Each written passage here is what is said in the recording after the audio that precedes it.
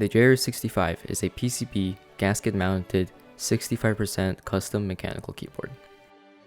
For this build, I am using a milky white color paired with the silver stainless steel PVD weight.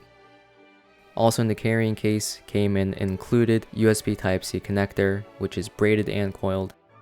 The PCB, which has some very nice design to it, a lot of flex cuts though, so if you don't like that, make sure to use the included tape mod. A bunch of foam, we won't be using any today as today is going to be a foamless build. And the FR4 plate I got. The FR4 plate also has that same design. It's really nice, I like it quite a lot.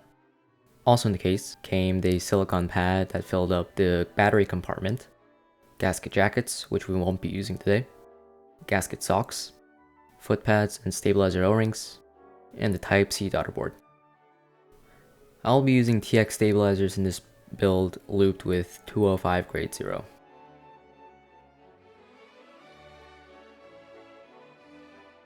The build today will also be done with KTT roses, and through the process of editing magic, the rest of the switches are in the PCB.